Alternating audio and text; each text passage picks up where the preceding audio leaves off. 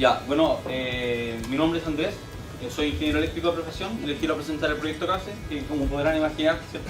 En base a todo lo que hemos visto, trata de prótesis, ¿ya? Pero no de cualquier prótesis. De hecho, nosotros nos enfocamos mucho en una parte particular de la prótesis. ¿Y qué parte? Esa que está ahí. Esa parte que está ahí se denomina socket y es la parte más crítica y fundamental de cualquier prótesis. ¿Por qué? Porque es la interfaz física entre el miembro residual de una persona y el resto de la prótesis. Tema que no es menor. Sobre todo si estamos considerando amputaciones del tipo bajo cadera, que tienen que aguantar el peso de la persona y distribuir correctamente el peso para no causar herida o llaga en estas personas. Entonces, este concepto de socket aplica tanto a prótesis transtibiales como a prótesis transfemorales e incluso a amputación de brazo, ¿ya? Entonces, una vez entendido el concepto de lo que es socket, quiero andar un poco más en esto. Hay un gran problema con los sockets, ¿ya?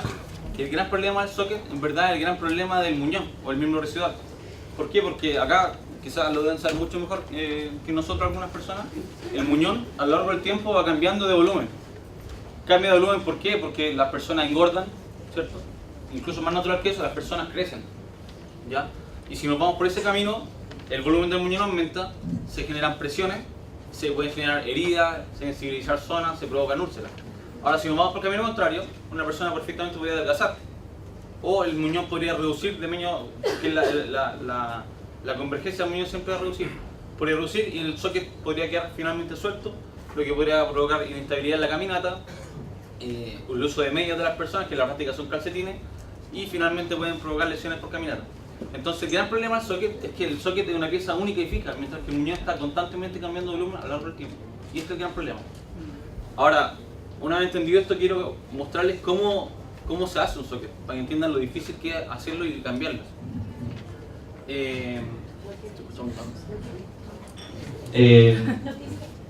No quería, pero no importa. Entonces, ¿cómo se hace un socket? Un socket se hace de una forma muy tradicional, ya lo han visto quizás. Se hace de yeso, ¿ya? Se toma el muñón, se llena de yeso hasta cubrirlo completamente. Después esta forma de yeso se vuelve a llenar de más yeso para hacer un positivo. Y este positivo finalmente se hace anotaciones y se hacen reducciones. Y todo este trabajo, solamente esta pieza, demora más o menos una semana en hacerse, ya con métodos convencionales. Y es el gran cuello de botella de la fabricación de prótesis. ¿Por qué? Porque todo el resto de las piezas, tanto como el pilón, que es el fierro, y el pie, son piezas como estándares, que uno podría encargar a China, entre comillas. En verdad en Chile son todas Alemania, a una empresa que se llama Otto, muchos de ustedes deben conocer. Entonces, la pieza cuello de botella de cualquier prótesis es el socket, ¿ya? ¿Y por qué es tan complicada esta pieza? Porque en verdad es un arte hacerla. Hay muchas zonas que son sensibles en el muñón, por decir las más conocidas, el extremo distal de la tibia es muy sensible al dolor, o el tendón patelar puede aguantar mucha carga. Entonces, saber dónde apretar, cómo apretar y dónde soltar y cómo soltar es el arte del protesista, ¿ya? Y esto es lo complicado de esta pieza. Entonces, si a esto sumamos que en verdad estas personas protecistas, hay escasez de estos profesionales en el área, y cuando hablo de escasez, hablo de real escasez. O sea, estoy hablando de que hay 20 personas que saben hacer bien esta pieza en todo Chile, ¿ya? Y al haber 20 personas que saben hacer bien esta pieza en todo Chile, se produce el otro mal que siempre ha tenido Chile, que es la centralización, la eterna centralización. Los únicos talleres de Chile, la gran mayoría están todos ubicados en Santiago, que son el IRPAC, que lo destaco ahí en rojo porque es el único taller estatal, Instituto Nacional de Rehabilitación Pedro Aguirre Cerda, creo que lo habéis nombrado antes. El único taller estatal. Y están los otros talleres que son privados, que son Protex, Ortoprotex, TW, Sormuses, Tecnoplanta, etc. Y hay un gran centro de atletón que también, creo que, no están los expositores aquí para corregirme, pero creo que tienen también un taller de prótesis en Santiago. No. ¿Sí? Santiago, Puerto Montt, Antofagasta. Ya, tres. Igual iba a decir eso un poquito después. Entonces, el gran problema es que están todos ubicados, como pueden imaginarse ustedes, en Santiago, ¿cierto? Pero como podrán imaginar ustedes, no todos los amputados son de Santiago, ¿cierto? O sea, una de las grandes causas de amputación en Chile es la diabetes, ¿ya? Y la diabetes no se da solamente en Santiago, o sea, a nivel Chile, global, Estados Unidos, Colombia, Ecuador, todo. Y esto también es un problema en Latinoamérica en general. Entonces, lo que termina sucediendo en la práctica es que hay una constante migración de pacientes hacia Santiago. Y recordemos que son pacientes que tienen una amputación, es decir, no tienen todas las comodidades para viajar, ni mucho menos las comodidades para quedarse en Santiago la semana que no está en infección, y ni siquiera quedarse la semana. Tienen que venir a agendar una hora, esperar un mes, volver a venir, que le tomen la cavidad, volver a venir unas 3 veces por lo menos antes de recién tener su prótesis. Yo estoy hablando toda mi lógica está centrada en los pacientes de bajo recursos, que son los pacientes del Estado. Entonces esta migración de pacientes es muy complicada. También hay otros centros en Concepción, creo que escuché a mi camarada acá detrás de Things, un taller ortopédico en Concepción, y hay otro en Punta Arenas, creo, pero no se las conocía, pero están casi todos en Santiago. Ya, ahora si aterrizamos un poco más esto y le ponemos un número, nos damos cuenta que aproximadamente hay 2.000 amputaciones bajo cadera anuales, y si no más. ¿Ya? El SENAIS compra aproximadamente 600 prótesis bajo cadera anuales, o sea, ya estamos con un déficit de 1.400 prótesis anuales para todos los años. Ya hay una lista de espera gigante. Y entre el 2011 y el 2015, el SENAIS invirtió una cifra no menor de 5.240 millones de pesos en comprar 3.349 prótesis. O sea, hay un gran gasto estatal acá. Y si a esto sumamos el problema de que el socket es muy difícil de hacer, es muy lento de hacer, y la escasez de profesionales, llegamos a la conclusión final, y la realidad tangible es que hoy día un paciente del Estado tiene una espera aproximada de 1 año y medio antes de la entrega de su prótesis. Tiempo que es absolutamente inaceptable. ¿Ya? Bueno, entonces aquí es donde nos damos cuenta que en verdad para solucionar este problema ya no es una cuestión que pase por inyección de dinero. ¿Ya? Tiene que haber una innovación sí o sí de por medio. Porque por más que inyectemos lucas, no hay profesionales para captar estas lucas o esta capacidad de demanda. Entonces acá es donde surge la idea, y que es bastante simple, de hecho acá lo han hecho algunos, que es tomar un paciente, usar un escáner de 9 puntos, infrarroja y una impresora 3D para finalmente imprimir el socket, ensamblarlo con una prótesis y finalmente tener a nuestro paciente más contento, ¿cierto? Bueno, y era tan simple que dijimos ya, ok, hagámoslo. Lo hicimos. De hecho, miren, esa es la foto del primer escaneo que tuvimos. Si se pueden fijar bien, hay una silla, le sacamos una rueda, y a esa rueda le pusimos un palo de madera, lo agarramos con masking tape, y ahí al final está el escáner. ¿Ya? Y lo hicimos por un tema de ese escáner bastante antiguo, pareció una Kinect, como ya nombrado. Y es un escáner que requiere un escaneo como bien parejo para que no se pierda. Pero hay escáneres mucho más modernos que han salido hoy día, y yo lo probé y es casi que pegaron una pasada así y está todo la habitación mapeada en tridimensional. O sea, ya evolucionamos de esto, este fue nuestro primer intento. Entonces escaneamos, y en caso que se lo pregunten, el escáner se demora 120 segundos en escanear. 120 segundos. Entonces, una vez que escaneamos, tenemos algo como lo que está ahí. Lo que está más a la izquierda es el escaneo duro. Viene con fallas porque hay un montón de cuestiones entre medio, pero se pueden reparar.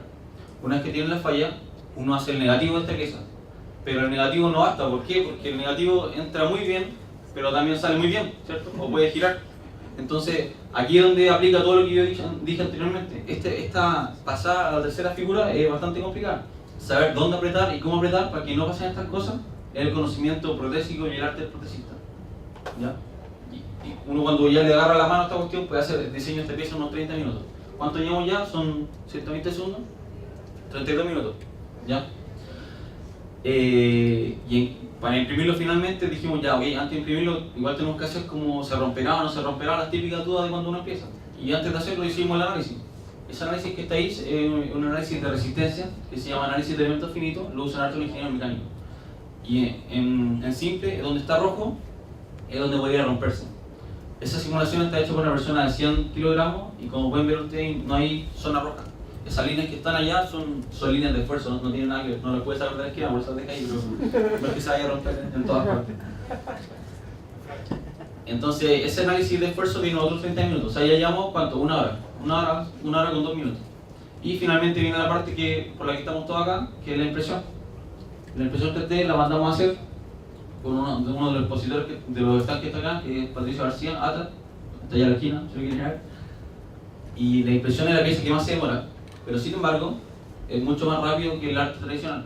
Recuerden, estamos comparando, ¿cuánto? 20, 30 horas, y esto con una impresora más o menos antigua. Ahora hay impresoras más modernas que lo pueden hacer de generación más avanzada, que lo pueden hacer mucho más rápido. Entonces ya estamos comparando una pieza que nos demoramos 2 días en hacerla, en grueso, versus una pieza que se hace en una semana. Entonces, después de esta pieza se le hace todo un trabajo que es más propio del paciente, que fue enresinarla y pues ponerle una pieza que se llama Chatterlack al final. Pero era porque el paciente usaba este tipo de prótesis, puede hacerse mucho más fácil que esto. Bueno, uno de los principales beneficios es la reducción de costos. ¿Por qué? Porque el material que usamos a veces es muy barato en comparación con el trabajo del tiempo protecista, que en verdad es lo más caro, y eso vale 5 lucas al kilo. Y también hay un ahorro en personas, ya no necesitamos tantas personas para poder fabricar un socket, ni el tiempo de esta persona, y también hay un ahorro de gestión asociado a esto. Hay un ahorro en tiempo, y no solamente porque el átomo de la cuestión, que es fabricar un socket, es más rápido, ¿cierto? 2 días frente a la semana, sino que ahora la cantidad de sockets que podemos fabricar está solamente acotada por la cantidad de impresoras que tengamos. Se pueden poner perfectamente 6 impresoras a trabajar, que partan todo el día cero, y al final de los 2 días tenemos 6 sockets andando. O sea, ya aumentamos casi que exponencialmente la producción. Y por último, hay una potencial descentralización del proceso. ¿Por qué? Porque estos escáneres son de muy bajo costo y son portables, no es que un aparato gigante. Es decir, podemos tener eventualmente el día de mañana una persona en Punta Arenas escaneándose, mandando la información a un centro de diseño, nosotros despachando el socket que se ensambla ya con todo lo que es el alineamiento de banca, el dinámico que nos hemos metido harto en el tema, para poder que esta persona evitar el viaje. ¿Ya? Entonces hay un montón de beneficios a esta persona. Por último, ya ese es el producto, pero hay que hablar más allá del producto. Esto tiene que ser un servicio si queremos escalarlo, ¿cierto? Y este servicio tiene que ser a través de necesariamente una plataforma web. ¿Por qué? Porque tienen que haber ficha e historial del paciente, saber qué es lo que es el grado de movilidad, el tipo de enfermedad que tuvo. Se puede generar estadística a partir de esto, tomar decisiones más afines y hacer un seguimiento en general del paciente, que muchas veces uno le hace la prótesis y te quedó bien en foto y después ya nos fuimos y te volvemos a ver un año más. Pero tiene que ser un seguimiento constante al paciente. Y si lo aterrizamos más todavía, nosotros pensamos algo así, en donde el paciente llega al centro médico, en este centro médico uno lo escanea, esta información se iría a la plataforma web, en donde se está monitoreando constantemente qué pasa en el proceso, si su prótesis está en camino, se está haciendo, se está diseñando, si el paciente está viniendo a las consultas, un montón de cosas parecidas, y finalmente se manda el diseño e impresión para poder fabricar la pieza y mandarla a donde está el paciente. Ahora esto suena muy simple en concepto, ¿cierto? En el fondo una flecha que va pasando por todos lados, pero en verdad hay un montón de servicios corriendo detrás. Hay un montón de servicios del tipo de cambio de objeto, de formato del objeto, para hacer las simulaciones, del término de la coordinación de la trazabilidad, paciente socket. Entonces, y lo sabemos bien porque esto es lo que estamos metidos ahora, no es trivial. Hicimos la pieza aquí, pero ahora tenemos que insertarlo en la realidad nacional y hacer que esto escale. Entonces este es el servicio que nosotros buscamos proveer. Ahora quisiera por último dar un alineamiento al futuro. ¿Por qué quedarnos acá? En verdad hay muchas cosas que se pueden hacer. Hay escáneres de tonicidad muscular. O sea, ya no solamente tenemos que quedarnos con la morfología física del muñón, sino que vamos a saber bien en qué partes tiene sensibilidad y en qué partes no. Y saberlo precisamente en términos de cantidad de newtons que soporta por área. Se puede hacer un diseño ya que no requiera al protecista que esté en la plataforma, sino que sea a través de inteligencia computacional, que está muy en boga hoy en día. ¿Y por qué quedarnos ahí? En verdad, ustedes lo vieron ahora en el stand, hay muchos tipos de impresoras. O sea, aquí todos hicimos casi todo impresiones en PLA a veces, pero hay materiales muy flexibles que ya están saliendo al mercado. Esas zapatillas se imprimieron en impresora 3D, es un material flexible. Y para que vean que no estoy hablando puras cuestiones, ese socket que está ahí es un socket multimaterial. En donde es azul es blando y en donde es rosado es duro. ¿Ya? Esto se hizo en una universidad en Estados Unidos, el MIT, no sé si lo conocen, es muy prestigioso a nivel de ingeniería, si no el más prestigioso. ¿Ya? Entonces, por más que estemos hablando de un socket, de una prótesis muy buena, de hecho ese tuyo que está ahí vale como $1 millón y tiene tantas funcionalidades, pero aún así el socket sigue siendo la pieza más y más fundamental. Entonces, esto es el futuro. ¿Ya? Este es el futuro de los sockets. Y a eso nos gustaría apuntar realmente. Por último, agradecer a OpenMuchef, que es un ecosistema de emprendimiento de la Universidad de Chile, en el cual nosotros estuvimos organos y nos hemos potenciado mucho. Y al IRPAC, como algunos reconocieron las instalaciones, el video está grabado al IRPAC, que es el Instituto Nacional de Rehabilitación Pedro Aguirre Cerda, que tiene un montón de servicios y dentro de este está el taller ortopédico prótesis y nos han ayudado bastante. Por último, terminar que estamos contentos con nuestra primera venta que hicimos al Estado para implementar un proyecto nacional de prototipo de implementación a escala de este proceso. Hicimos nuestra primera venta al Ministerio de Salud hace unos 2 meses ya. Así que eso, espero les haya gustado y cualquier pregunta estamos en el stand allá. Muchas gracias. Bueno, este es un proyecto completamente independiente, o sea, lo he hecho todo yo, ¿no? Así que igual es como, no es sistemático, es un impulso que sigo arbitrariamente y voy avanzando. Así que, pero igual es interesante lo que he logrado, quizás le pueda servir porque yo no sabía que había tantos proyectos más sistemáticos y ya están en estado más avanzado. pero yo creo que lo que yo puedo hacer, que lo voy a dejar libre, les podría servir, porque es como algo bien específico que espero tenga un resultado como funcional. Ya, bueno, yo estaba trabajando en un pueblo recóndito que se llama San Carlos, y todo es muy difícil, comprar sonido es muy difícil, comprar tornillos es muy difícil, todo es una proeza. Entonces, para uno que uno es sano, es joven, es una proeza. Para las personas que son enfermas, buscar atención de salud es no sé, es épico. Y para la persona buscar prótesis es una cuestión que es muy difícil. Como he sabido, el tiempo de espera, se añaden un montón de dificultades en pueblos como San Carlos, y eso que hay pueblos más recónditos aún.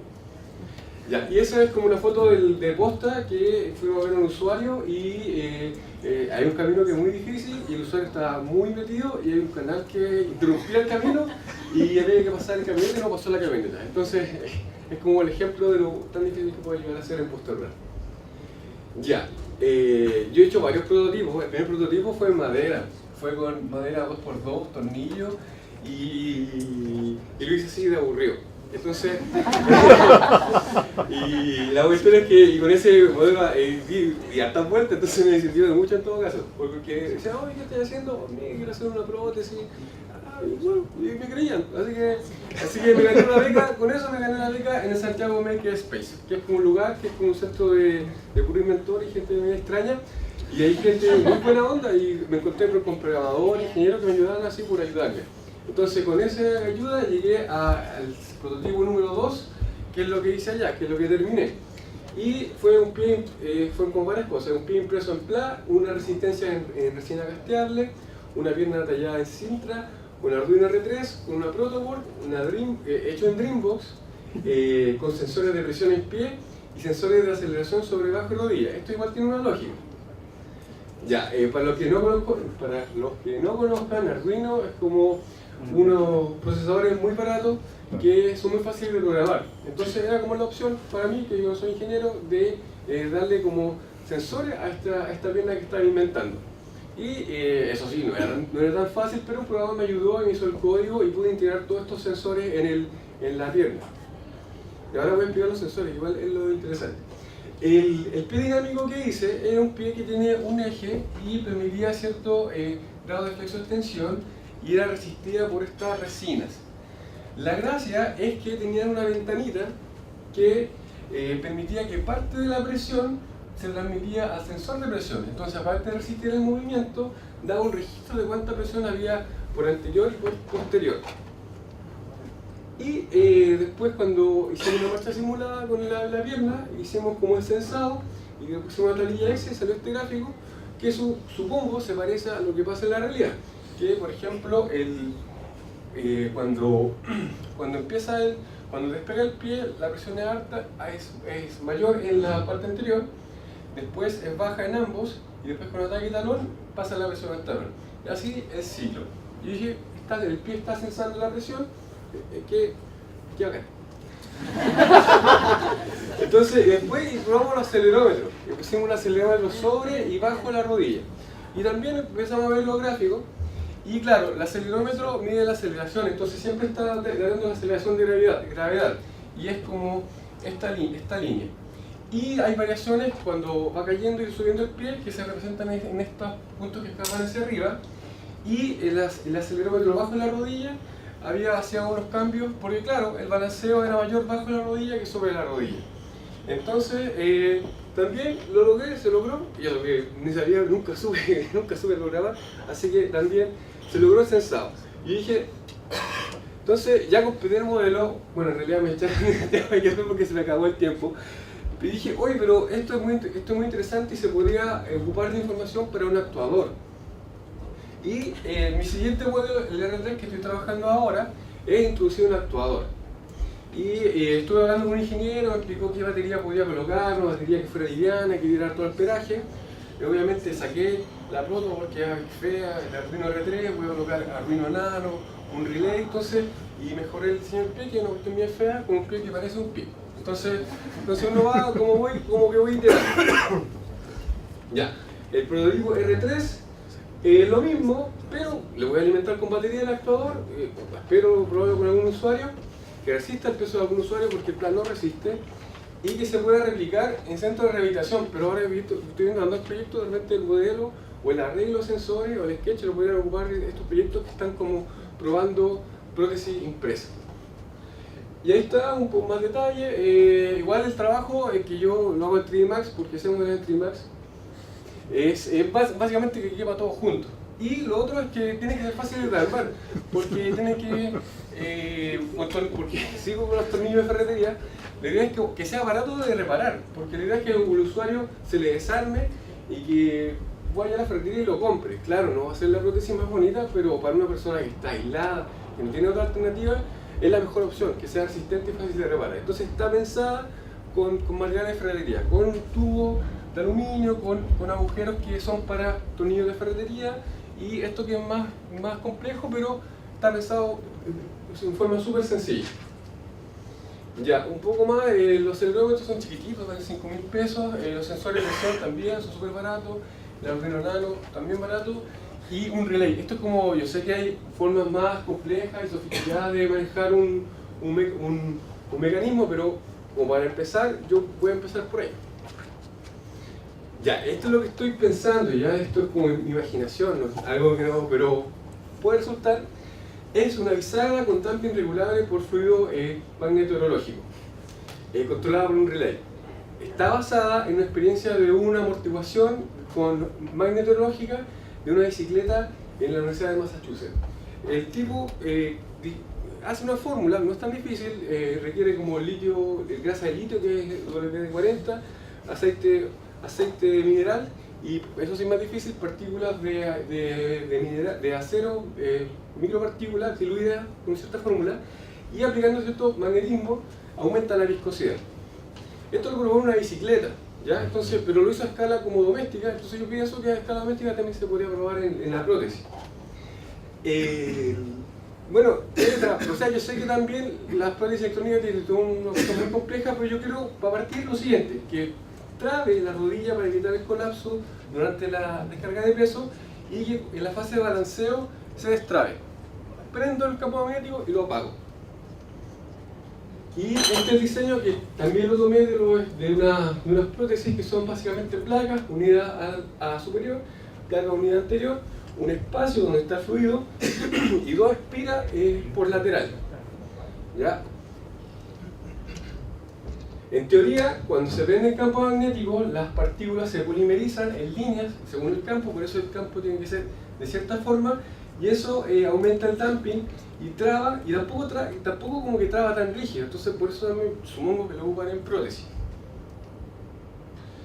Ya, ahora la segunda parte, lo tercero, que también es como del terreno de la hipótesis, es el sistema de control. No, me quedé. Ya, el sistema de control con primera instancia puede ser un sistema de puertas, lógica. Aquí si se cumplen tales condiciones, por ejemplo, que la presión de ambos sensores de presión pase en cierto rango, se active el relay y después baja cierto rango, se desactive. Eso es como lo primero que debería probar. Pero encontré algo muy interesante y también quiero probar, que es un sistema de neuronas simuladas en Arduino. O sea, no estamos hablando de un gran procesador, estamos hablando de la misma placa de Arduino, que a través de un sketch bien pensado con este asunto de la neurona simulada, que es muy interesante, puede generar un aprendizaje de la realidad. O sea, nosotros no programamos al Arduino para que reaccione según un patrón, sino una estructura que genere un aprendizaje. Y este tipo, un ruso, coloca el Arduino y pone sus plantitas. Y el Arduino no sabe nada, tiene un patrón, tiene un esquema nomás. Y él va regando y el Arduino va aprendiendo cuándo regar. Y va relacionando las horas del día, el moisture sensor, y después el mismo Arduino aprende a regar según lo que aprendió del regado real. Supongo que bajo la misma lógica se podría aplicar a que el Arduino puede aprender de la marcha real del usuario, adaptada, y generar un patrón adecuado a cada usuario, así no tener que generar un esquema tan complejo. ¿Ya? Bueno, bien interesante este tema. Son capas y se programan pesos y hay un disparo, igual que las neuronas biológicas, que son azarosos y hay un resultado final y un ideal. Y el mismo esquema va revisando la diferencia y después va adaptando los pesos para que el resultado se vaya acercando al real. Y con esto el Arduino va aprendiendo de forma bien básica, y por eso me sirve para el proyecto, es que de 7 fuentes, de 2 a 7 fuentes, da para una salida on-off. Exactamente lo que andaba buscando. Y con múltiples pruebas se crea una estructura de peso que genera un resultado óptimo, que se acerca. ¿Ya? Bueno, si conoces a un programador que me quiera ayudar, obviamente, por favor, porque obviamente es algo que excede lo que yo puedo hacer. Y esa es la posibilidad. Colocar los sensores de presión y canales relevantes y generar un aprendizaje. Bueno, ya está lo que podría hacer. Ahora hay cosas que obviamente se me escapan, yo no soy ingeniero electrónico, yo partiría con un relay, estoy hablando de un chopper que controla el voltaje.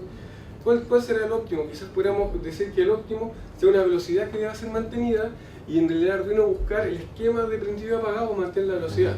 O quizás, no sé, la estabilidad. Entonces, ahí es como terreno del ensayo y error. Bueno, ese es mi proyecto. Consulta, escríbame a mi correo, agradezco tu ayuda, que sea gratuita, porque no tengo